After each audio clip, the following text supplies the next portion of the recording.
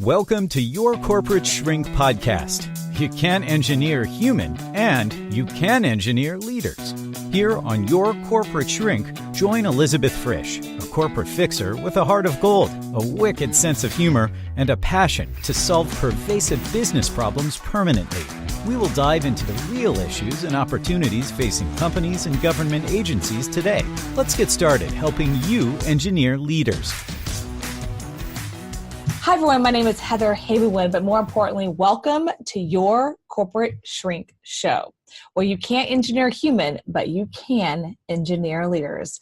So my name is Heather Havenwood, but I'm here really today to introduce you to the host of Your Corporate Shrink Show, Elizabeth Frisch. Did I even say that right? Is it right, Frisch? Yeah. Oh my God. Fuck. You know what, though? Your Corporate Shrink Show is really hard to say. Can you just say, should you say show or could you say the podcast? Or I can say podcast. I think that'll be easier because your Shrink Show, that's like Sally sold seashells at the seashore. It was challenging. I had to slow down. Yeah, so do podcast. It'll come out easier. Elizabeth Frisch. Frisch. Rhymes with fish. Super easy. Put an R in it. Frisch. I just want to make sure I get that right. Okay, cool. We're still recording, but I'll do a big ready. You ready? Mm-hmm. Hi, everyone. My name is Heather Havenwood, but more importantly, welcome to Your Corporate Shrink podcast. You can't engineer human and you can engineer leaders. And I'm here to introduce you to your new podcast host, Elizabeth Frisch. Frisch, are you there? I'm here. Thank you. You're welcome. I just called you Frisch. It's okay. That's what it means in German. Is that what it means? Really? It's seriously, you can't, if you go to Germany, you're going to see frisch all over Germany. It's totally about freshness. Oh, wait. Well, that's perfect. Okay, great. Well, you are the new host of Your Corporate Shrink podcast. And I love your tagline, if you can't engineer human and you can engineer leaders. So I'm going to ask you a couple questions today about who you are, what you're doing, why did you create this show? But more importantly, I'm going to introduce everybody to you, if that's okay. Absolutely. So Elizabeth Frisch is a corporate fixer with a heart of gold and a passion to combine technological solutions with high performance leadership.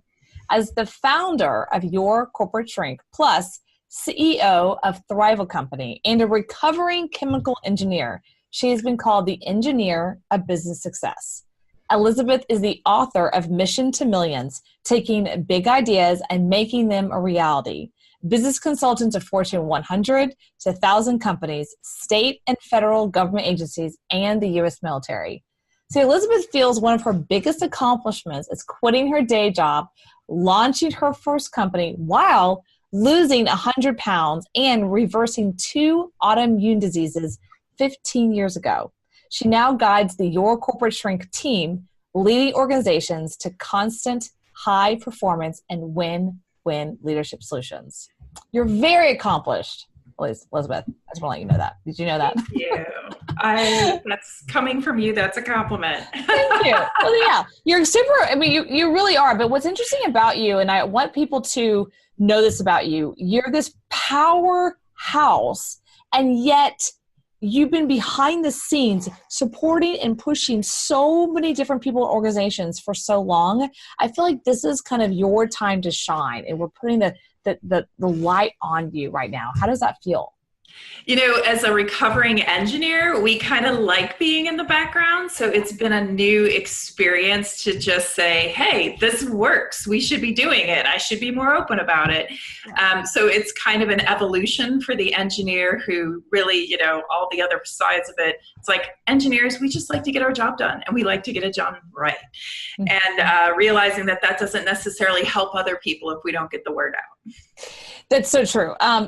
In my experience, engineers today, they're used to behind the scenes and doing their thing. But I think it's really important about what you're creating here with Your Corporate Shrink is, I love the tagline. I'm going to ask you to say it again because it's just so beautiful. You can't engineer human, but you can engineer leaders. What does that mean? Tell us more about that. So little bit of backstory in that I had a very successful engineering career, was moving up, life was going really, really good. And I really did come out of, I'm a Boilermaker from Purdue, came out of Purdue University, and I really believed you could engineer human. Like that if I just put the solution in tight enough and within enough boundaries and put enough controls on it, that there was a predictable outcome all the time. And what I kept noticing as I went on and on, it was like, no, that's actually not how it works in reality. And God has a sense of humor. And in 2002, I gave birth to a child. And by the time the child was 2 years old, I had so many diagnoses. And I'd read every book before he was born because I'm an engineer, right? We get all the data and I had all the formulas and I had it worked out. And it was like, if you ate this while you were pregnant and I just thought I could engineer that little human being too, just like everything else in my life. And I still remember the moment I was holding him in front of me. I'm bawling my eyes out. This was like month 2 or 3 of maternity leave. And he's screaming, I'm crying. And I'm like, I just don't understand you. And he started laughing. And I thought,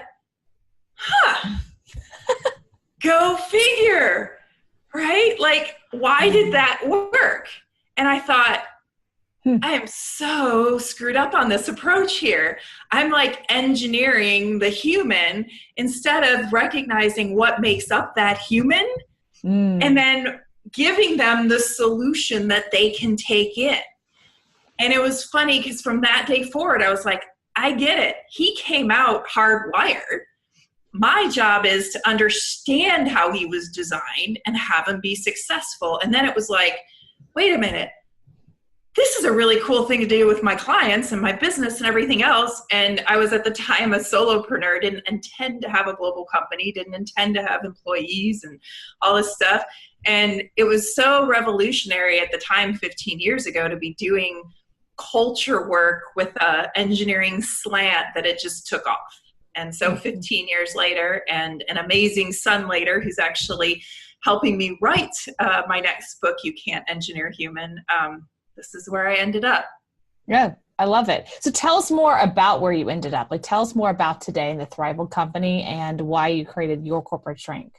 Yeah, we kind of look at ourselves as special ops for companies. I love that, especially the black ops. Come on in. Yeah, exactly. We are. Yeah. We're special ops for companies. Almost everyone in our organization has 15 to 30, 40 years experience. And we're all people who really enjoy the challenge of going into an organization that on the surface, it may look like one problem, but we're all masters at root cause analysis because that's something you have to learn as an engineer and get really good at. And you can go in, and because we're cross-trained in psychology and because we're cross-trained in business and we have accountants and we have social scientists and, all the kind of on the team pulling together, we can really come up with solutions that work for the culture, for the people, for those who are there. And it's been so rewarding because, there's, big 4 firms and other stuff, and they go in and they have kind of a cookie cutter system or process they go through, right? And what I learned is that the only thing that's consistent, interestingly enough, is humanity. The characteristics that make us human. And so if you try to go in there with one process or one system that doesn't have an adaptable format, then you're going to fail. And so study after study, and I was so blessed. I had like one of the largest nonprofits and fastest growing nonprofits in the world, 31,000 members, thousands of major global corporations. I was like, do you mind just letting me play with you? And I want to try some stuff out because most strategic plans fail, right? Yeah. Most culture initiatives fail. Most change management, statistically speaking, fails more than half the time. I don't like those odds. Engineers, we like to go down to like the 99.9999% of success because, we're kind of a little bit anal. And so they signed on, and that was actually the birth of my first book because I was fascinated why companies that had been very successful just died all of a sudden. And I realized that you have this thing going on in your humanity called we crush ideas and dreams. We're not innovative anymore. And here's how we let it happen, and we can reverse it. I'm thinking about right now when you said that, the company I heard in my head was Sears. Mm-hmm. I mean, think about that company. They had such the cutting edge to be able to be the next Amazon or be there's so many things they could have been, and they're extinct. Or J.C. Penney, or, companies like you said that had big ideas, but they weren't able to adapt. Why did they fail? And I think a lot of reasons why companies fail, and I jokingly say we all get degrees in college, but we don't learn what we need to do to be successful at work. Yeah. We get a degree in a specialty. And when I look at JCPenney and I look at Sears, I look at organizations that had a winning formula for the context and time and the people they had. What they didn't have was what I call an idea growth model. They had what, if you actually, in my book, I actually made a model to show that an idea growth model, even if you have a winning formula, that model constantly evolves with how the organization goes. And so you don't get stuck in anything. But unfortunately, what happens with companies that get a winning formula going, they go into what I call the idea stagnation model. So think of an inverted triangle, and it's like, we're winning, we're winning, we're winning. Okay, well, we're not really sure why we're winning, but it's winning. And so let's keep doing what we're winning. And the numbers are kind of going down, so let's do that. And then they tend to get these optimizers in who just say, oh, cut costs or cut people. It is rarely costs or people. Most of the time, it's the human element and how they've evolved. It's like they started as a 25-person company. Well, that looks different than 150. That looks different than 1,500, 10,000, 20,000. Like, you have to recognize that humanity, who is very tribal, yes, starts forming tribes, and all these other things go on about performance. And then the person at the top has to be really cognizant of all that stuff going on so that they don't end up going this way versus this way as they grow and take over the world. Another company I think of right then is Blockbuster. They were way before Netflix, and they would have been easy for them because they already had the contracts to be able to create the next Netflix, and they're pretty much extinct at this point. So I think it's interesting. But let me ask you a question. Your corporate shrink, when you and I talked and other times, and I was so excited to help launch this, is because I think that companies today, they're growing and they're succeeding and they're doing well. But comes this point, just like anybody in our growth and development, where we need someone a third party person, not our friend or our family or someone we work with every day, but someone to come in and go, hey, we need to reassess this to be able to go to the next level. And that's a shrink, that's a therapist, that's a counselor, that's a coach, that's somebody else outside of you. What exactly are you doing in companies today? What are you finding that one of the biggest 2-3 challenges people are having today? And how is your organization and your team, your team, helping those companies? It's funny. One of my good friends said, you're like that woman on Billions, the one that's like the counselor to the really wealthy guy, and you assess people, all that kind of stuff. And I said, yeah, interestingly, when we go into companies, first and foremost, obviously the easiest change comes from the top. And so we can work with leadership, because guess what? I would love to say being a leader is awesome all the time, but every psychological piece of baggage that leader has gotten since their childhood, guess what? It comes back. And you like silly things, and they're stressed out. And then they're, if you're a public company, like when I work with my leadership teams in public companies, we have to do some like resiliency work with them, because it comes with the territory to get beat up. It comes with the territory that they have to look short-sighted. It comes with the territory that they have to really fight to get strategic long-term things in place if they don't have the right board or the right stockholders. And so, number one, we find organizations that, we're promoted most of the time because we made the company money and we were good at making money. Well, just because we're good at making money doesn't mean we're good at keeping an organization thriving, evolving, and continuing to make money when situations change. So we love to work with the leadership level of the organizations, because there is stuff they never taught us in college. And not many of us go to college and go, I'm going to grow up and run a company, right? Right. And so one of the first things we do is just say, okay, hey, you're doing this, guess what? There's some serious skills here that nobody ever told you had to have, but if you don't, that we can predict your burnout. We can predict your company, you know. We have a 90-second assessment on my website. You know, you'll pay an organization $250,000 to come in, and in my 90-second assessment you take, we can give you as good, if not better, information off it, because it's that humanity is constant. It's an amazing thing. Like, we always think that's the uncontrollable thing. Interestingly enough, what I found once the engineer kind of looked and took that apart, it was like, oh, actually, that's constant, whether I work in China, whether I'm in New Zealand, whether I'm in Europe, whether I'm in the United States. There are things that essentially keep us human. And that's the second part. We like to come into organizations and make sure they understand. You think you walk up to a human being and say, hey, how are you doing? You're talking to at least 8 different things at one time. And so how is a person going to realize that, guess what, I'm saying one thing to you and it's going 8 different directions in their head. And you don't even know where it's landing or how it's landing on those 8 parts. So that's the second part, is we just get them to understand, like, what makes up us, the pieces of us that you, and then you put a culture together, and then you put 1,000 people in that culture, all those things. The good news is it's all humans. And so then we're coming in and saying, okay, you're having a financial issue. And that's the thing, is most people come to us and say, we're not meeting targets, or we need more sales, or I'm having friction in my team. And those all have quote unquote easy solutions if you kind of just put it down on paper and be really antiseptic and this software and this thing and cut these people. Guess what? That rarely is the root cause. So we don't do window dressing. We go to the root cause and say, okay, guess what? This team will never perform, because if I look at all the personalities here and how you hold each other accountable, you're designed to fail.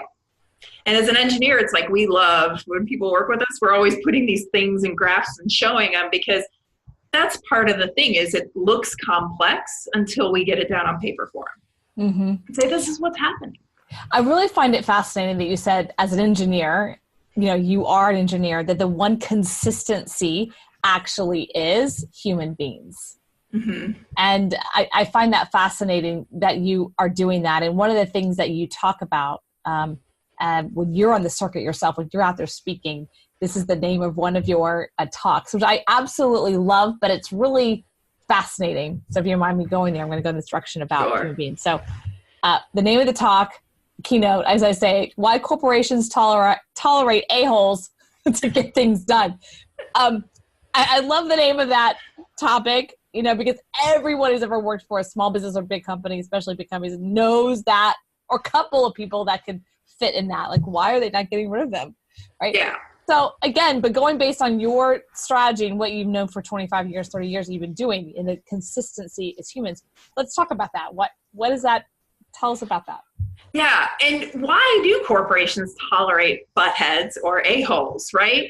And I was very fascinated with this because I got to work with them all the time. And I'd be going like, you know, so why there's some complexity to it and there's some simplicity to it. And we can do a quick thing, which is there are really kind of like, even though your brain's very complex, I'm going to break it down into 3 parts. There's what some people refer to as reptile brain, limbic brain, conscious brain that makes us human, right? Yeah. So a-holes, right, are very good at triggering people's limbic brain, right? And that brain is our survival brain. And when we feel threatened, they can use fear, they can use intimidation, they can use all sorts of stuff. And they have these huge like surges in sales or production or other things because they're triggering the employee's survival instincts. They're putting them in a fear state. Their cortisol levels are flying, right? And so they'll get this wonderful bump, right? But there's all these hidden costs going on, right? But they tolerate them because those people, for all intents and purposes, are brilliant at manipulating people's brains to get them to be productive. Now, the question is, does the productivity last? Do the people stay there? And is that a sustainable model to deliver continued performance? In a lot of organizations, I could tell you it's a no. And so that's one of the things when we go into organizations where literally I had one person go, why do they keep cancer in an organization? And I said, because even cancer can cause certain things to happen in the surrounding system around it that may look initially positive, right? Wow. So, yeah, I mean, you can put cancer in an organization and it triggers an immune response, quote unquote, within the organization that makes it look like it's okay for it to be there. Oh, wow. Yeah. But is it sustainable? Is it going to continue to be a successful formula? Statistically speaking, looking across all the companies, I could argue no. Most data shows it's a short-term thing, and there are a few outliers, right? But when it comes to that thing of why we do tolerate it, it's because if you think of a big company like a evolving organism, even the nasty parts cause other things to step up because we naturally aid and help and try to protect from those things. And so performance numbers kind of inch up there. And it's like, oh, okay, he's doing it or she's doing it. And then in the meantime, the HR person's going, we have 98% turnover. Or, I'm getting complaints, or nobody likes this person and everybody sits in fear. So there's always pros and cons. But the nice thing is, like I said, humanity is the predictable part. Interestingly enough, it's easier for me to figure out what's going on there and then have them evolve to do a system or an infrastructure and operation that addresses it than the reverse, which is putting in an engineered solution and then expecting the human beings to change their behavior. I find that fascinating that it in a way, we could say a-holes are needed to create change. I know that's kind of what I heard in a way. So there's two ways to create change. One is being an a-hole, right? Right. And yes, will it create change? Yes. Potentially. Some kind of alteration, change, complaint. But one of the things that we teach, if you really want to love your job, not die young, get sick, be burnt out, hate your boss, all that other stuff, a-holes are lazy managers. They are lazy people managers. They're bullies usually. And everything you can study about bullies, guess what? Long term, that stuff doesn't usually work, except in certain companies that, kind of replicate the model. People go in knowing. I have a company that I don't work with any longer, but they were proud of the fact that they were a-holes. And they were okay with people leaving every 3 years, right? The reason why I'm called a corporate fixer with a heart of gold is I look and say, I think that's the chicken crap way out, to let the a-holes run things. I actually think we as human beings are capable of way better and better long-term performance by not using that lazy approach called a-hole boss and actually learning how to manage human beings on the planet in a way that has them deliver their highest performance, whether you're screaming at them or not, and whether you're threatening their livelihood or not, right? And there's two schools of thoughts. And like I said, to your point, can they get some stuff done? Yeah. But is that the company you want to work at or work for? No. Yeah, I don't think it's going to be a long-term solution is what I hear as you're saying. Like, hey, they might be getting things done, but what's like you said, the cancer, eventually we'll have to figure out a way to get rid of that so we can thrive, right? And sometimes what's really interesting is when I get to work with those people who everybody else says are the a-holes, right? Interestingly enough, someone taught them to be that way. Someone taught them that the survival mechanism was more potent than the thriving mechanism in our brains. And so once they realize like there's another way, some of them aren't anymore. It's just we have a culture, and I grew up in the 80s and in the 80s structure, and that was a rewarded way of being, right? It was. Yeah. It was. I remember some of the big movies, and I'm forgetting like the names of the movies, but I can remember some of the names of the movies. The guy that was the successful one Uh-huh. A couple movies, very 80s movies, if I can. Yeah, I was going to say like Boiler Room. Yeah, or, like Super 80s with the, just 80s. A Working Girl. Yeah. The guys were the a-holes, or the boss was the a-holes. The successful people, like Working Girl was one of them. Her boss was a woman, and she was kind of an a-hole as a woman, even though she was the boss. And so the whole movie was about how Nice Girl, rose to the top and how she had to figure out how to overcome all that. But we're almost taught we're taught that, especially depending on their era they grew up in. I was taught that the boss was always an a-hole, right? And the movies. So I think it's. And they earned the right. It's interesting. I have a whole thing I do on power. Ooh. Because, there's a whole bunch of books out about power, but what I was more fascinated with is when we as employees of a big organization give a single person huge amounts of horribly abusive power, and we go into this like whole justification thing, Yeah. And it was really fascinating for me to understand power, because again, the people who are have power, right? Everybody has a different flavor of how they hold power. Some of them, again, result in really healthy cultures. Other ones result in a disaster. Except for everyone who's in the power position with the power person, they're made and spayed and they're doing really well financially. Right. So interesting. Mm-hmm. Oh, so one of the things you also talk about, which that's a big conversation nowadays, is culture. Culture, creating culture. And so one of the keynotes you talk about as well is the 8 levels of culture competency that every successful leader must master. But I don't know if you want to talk about 2 or 3 of those, just in general of your culture competency and what you actually talk about.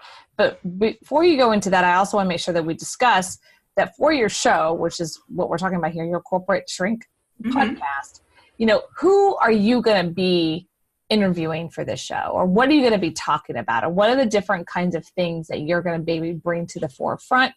So who needs to be listening to that?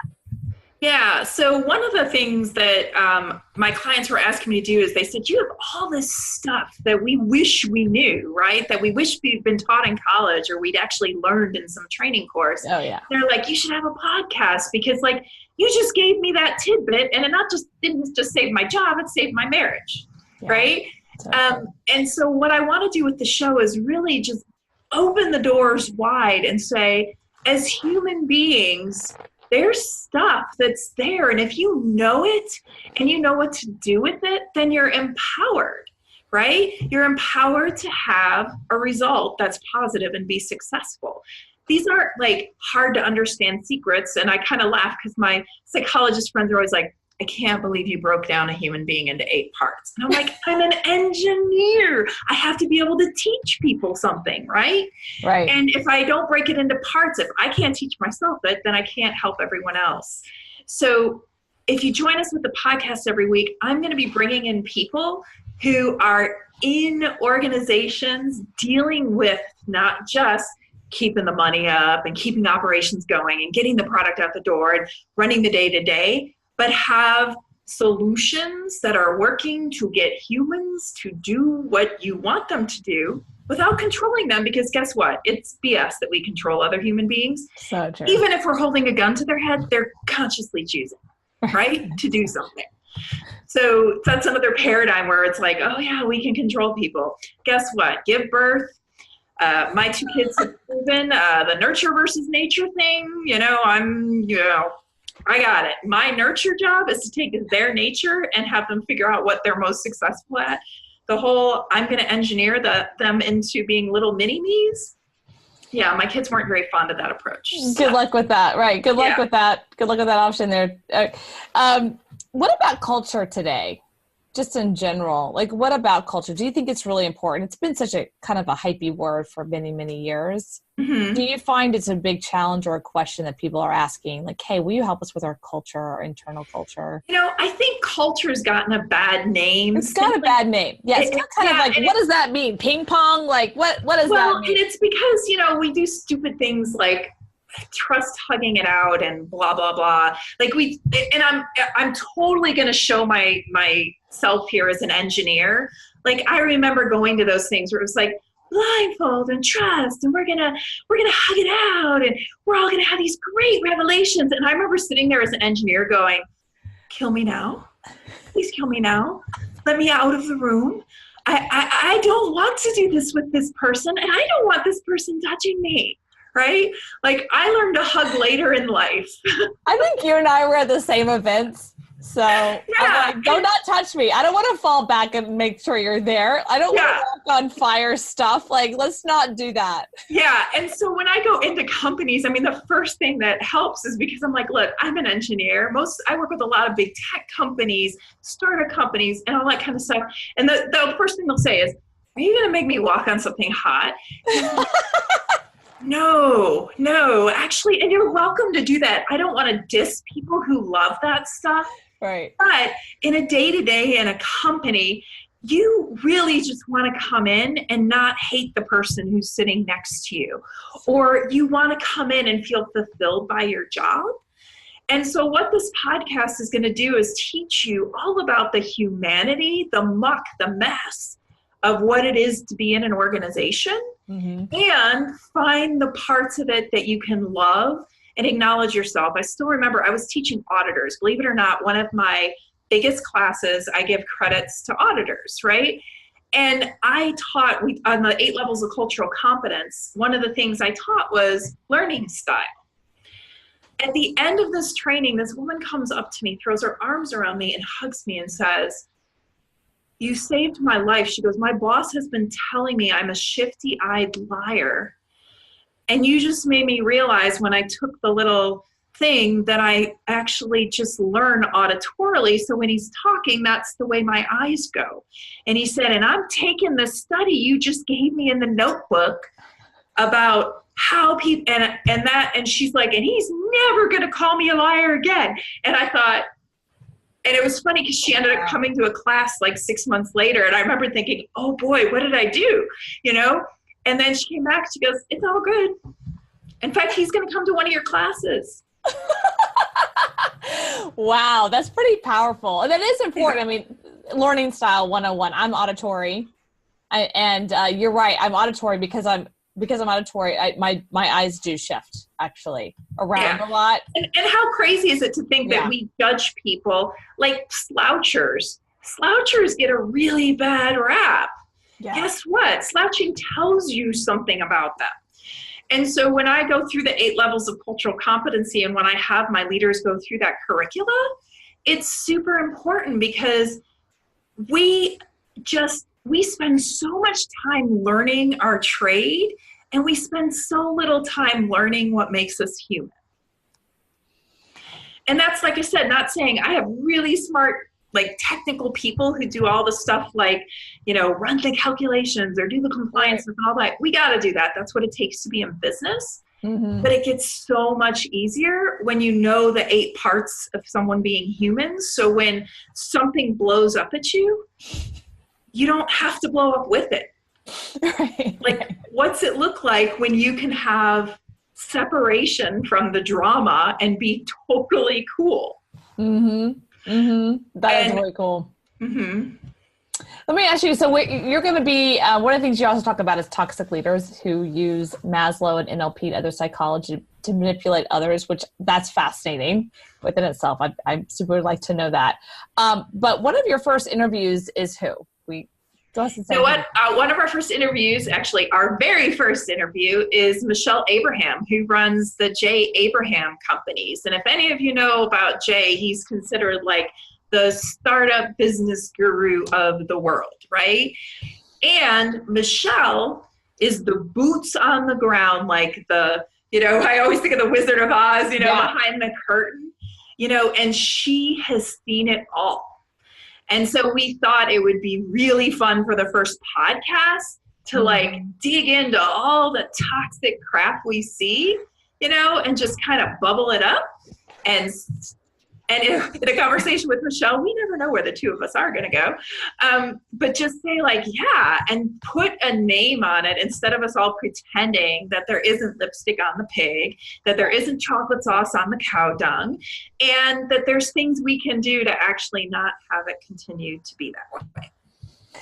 Oh yeah, no, I grew up understanding and learning Jay Abraham. So I think it's powerful. And I had no idea there was, and I'm not surprised, but I had no idea there was a woman behind the curtain, running that whole show. I wasn't surprised by that. Of course, the powerhouse woman behind someone like that. It wasn't a surprise. And I think it's beautiful that you're bringing, again, light to the people who are powering the engine as engineers do. You guys power the engineer. And that was one of the things when you and I first talked about you even doing this show, was the fact that you've been behind the scenes so much and you have this incredible team. I mean, you have really attracted some powerful, incredible team members on your staff and that work with you, that are consultants and engineers and amazing people within their own industry. And you've attracted that, and you really come into companies and change their entire structure, their psychology, every of those pieces of it to make a profound difference to the people that work there. Not only just the customers, but you make a profound difference for the customers as well as the people that work there and the world. So with that said, I just wanted to kind of, wrap things up and say just kind of like, what is the future? What is the future of business today, and where are you taking it? Yeah. So for me, I use this term adaptation a lot. The pace of change is so astronomically fast now that it's the folks that can adapt, that can actually realize that we're evolving. We're a 5 to 6 generational workplace. We are having a certain generation that was raised one way and another one that's another way. And guess what? Performance isn't happening, and we have a gigantic turnover happening in the workforce, right? And mentorship and building that. One of the things that we engineers are really brilliant at that most companies forget is they're successful, but they never, quote unquote, franchise it. So that the next person and the next person who comes steps into not just the infrastructure, but a culture that gives predictable performance. So for me, the future is getting organizations to see that culture isn't a soft, fuzzy word. Culture is what will determine whether you survive or not. And, oh, by the way, because humanity is consistent, that is something you can create as an infrastructure, whether it be in finance, operations, production. That quote unquote culture is what's going to keep you going and performing and thriving and making the big bucks. Making the big bucks. And you work with governments and nonprofits and state and federal agencies. And I just love it because all those kinds of companies are so different in their structure and their communication styles, as well as profitability companies, public companies. But I just love the fact that one of the things you keep bringing to the forefront is the number one thing they have in common is humanity. Yep. And that's the interesting thing, because I've been blessed to work now in 50 different business sectors, all levels of government.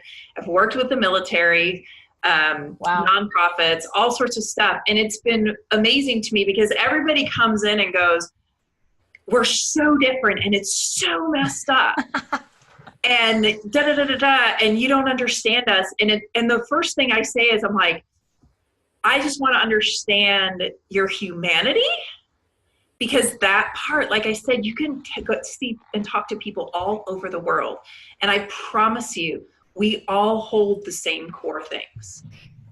And that's the part that empowers people to realize that it's like, it looks complex, but it's actually not. And the good news is we are all human. We all have a basic construct. If you take us down to the scientific DNA level, we're all more similar than we're different in how even our bodies react to anything. And that's what was so freeing for me as an engineer, that allowed me to take my son from, they were telling me he would be suicidal and he'd never function in school and he'd have trouble having friends. And instead I was like, no.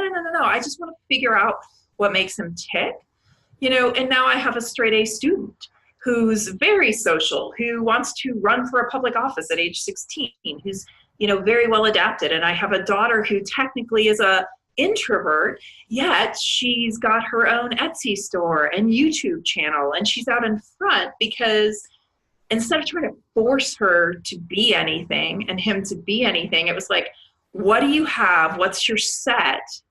And what's that makes you human? And then I can give you that which will make you successful. That is powerful. That's really powerful.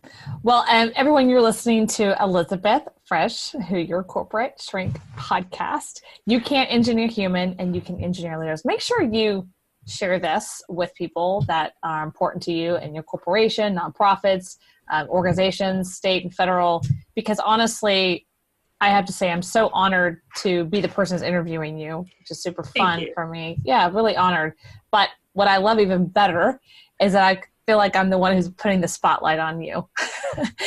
and you were the one. I was, procrastinating about the podcast even, and you were like, you can do it. It's simple. You can get the word out there. So thanks for the encouragement because, Of course. But more importantly, I know the impact you have on people. Mm-hmm. And I think that needs to be highlighted. You make a huge, profound difference with people, not only your son and your daughter, but also you make a profound difference. So I think it's time that got highlighted. I always love finding the people behind the curtain versus the people that are out in front. Yep. And I think that's what you're going to be attracting is that heart of gold. Other people, yourself, you're a heart of gold, obviously. You really are, and you're going to be attracting that. So I'm super excited for your show and you and everything else. Everyone, you can find this at yourcorporateshrink.com. And again, you're listening to Your Corporate Shrink podcast. You can't engineer human and you can engineer leaders. Any last words, Elizabeth? Oh, just thanks for having me get to talk about something I love and I'm passionate about, and looking forward to seeing everyone. I promise you're going to be happy you listen, because every time with the folks we have on the show, you're going to get a tidbit. And what would it look like if every week you got a tidbit that changed your life for the better? Very true. Well, I'll be listening. Everyone, this is Heather Havenwood, and you can listen to Your Corporate Shrink, of course, on iTunes and Google Play and other places. Your Corporate Shrink podcast. You can't engineer human and you can engineer leaders. Take care. Thank you for listening to Your Corporate Shrink podcast. You can engineer human and you can engineer leaders with your host, Elizabeth Frisch. Find Elizabeth and her team at yourcorporateshrink.com.